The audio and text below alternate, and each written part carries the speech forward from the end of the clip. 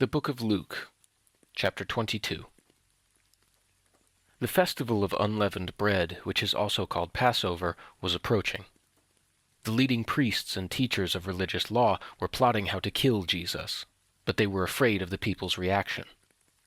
Then Satan entered into Judas Iscariot, who was one of the 12 disciples.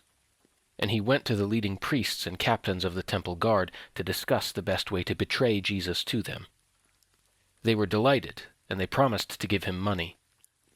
So he agreed and began looking for an opportunity to betray Jesus so they could arrest him when the crowds weren't around. Now the festival of unleavened bread arrived, when the Passover lamb was sacrificed. Jesus sent Peter and John ahead and said, "Go and prepare the Passover meal so we can eat it together." "Where do you want us to prepare it?" they asked him. He replied, "As soon as you enter Jerusalem, a man carrying a pitcher of water will meet you. Follow him. At the house he enters, say to the owner, 'The teacher asks, where is the guest room where I can eat the Passover meal with my disciples?' He will take you upstairs to a large room that is already set up. That is where you should prepare our meal."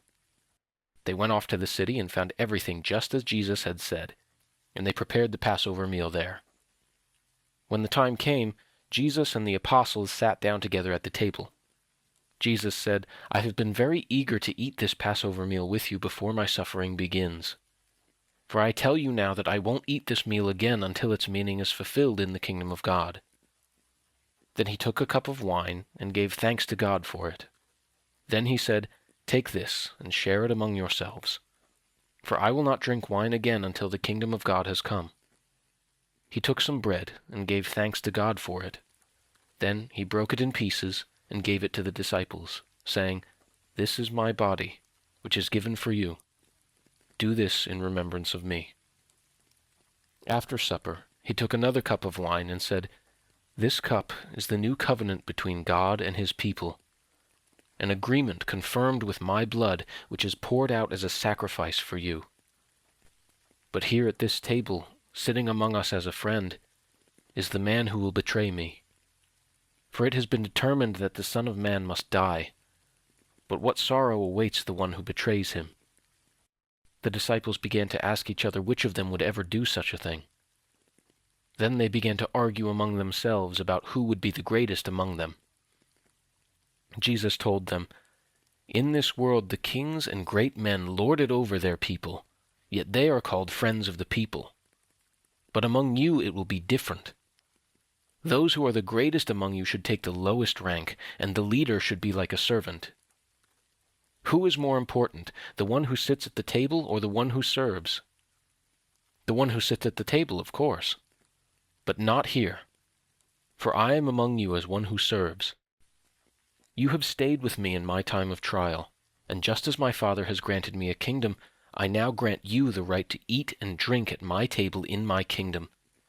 And you will sit on thrones, judging the 12 tribes of Israel. Simon, Simon, Satan has asked to sift each of you like wheat. But I have pleaded in prayer for you, Simon, that your faith should not fail.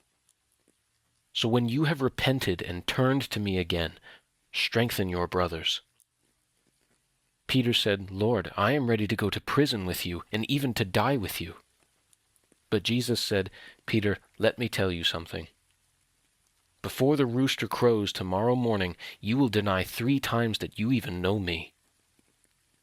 Then Jesus asked them, "When I sent you out to preach the good news, and you did not have money, a traveler's bag, or an extra pair of sandals, did you need anything?" "No," they replied. "But now," he said, "take your money and a traveler's bag, and if you don't have a sword, sell your cloak and buy one.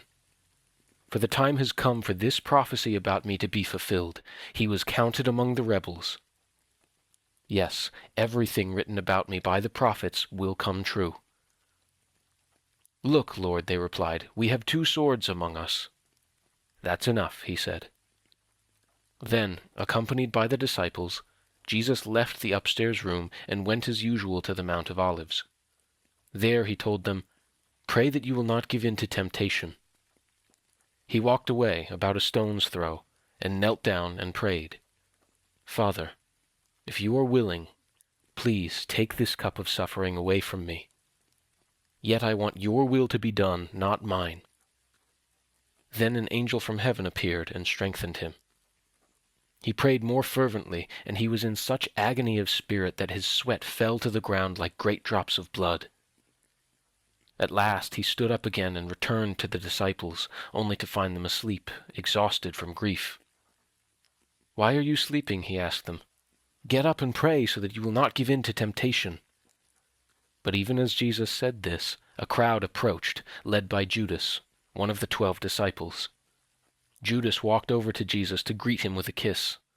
But Jesus said, "Judas, would you betray the Son of Man with a kiss?" When the other disciples saw what was about to happen, they exclaimed, "Lord, should we fight? We brought the swords."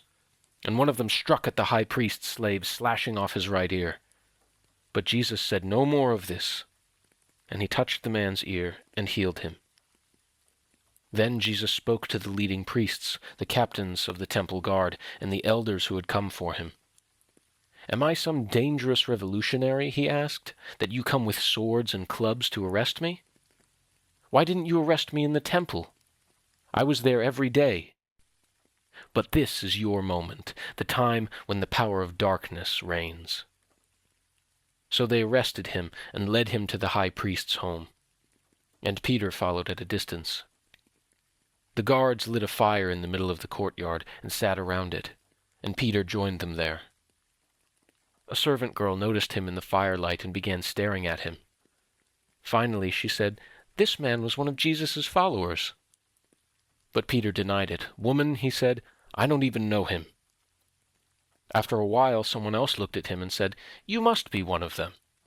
"No, man, I'm not," Peter retorted. About an hour later, someone else insisted, "This must be one of them, because he is a Galilean too." But Peter said, "Man, I don't know what you are talking about." And immediately, while he was still speaking, the rooster crowed. At that moment, the Lord turned and looked at Peter. Suddenly, the Lord's words flashed through Peter's mind. "Before the rooster crows tomorrow morning, you will deny 3 times that you even know me."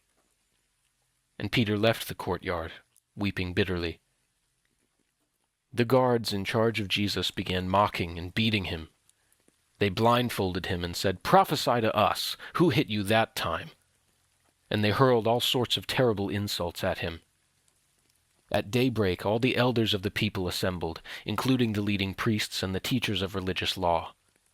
Jesus was led before this high council, and they said, "Tell us, are you the Messiah?" But he replied, "If I tell you, you won't believe me, and if I ask you a question, you won't answer. But from now on, the Son of Man will be seated in the place of power at God's right hand." They all shouted, "So are you claiming to be the Son of God?"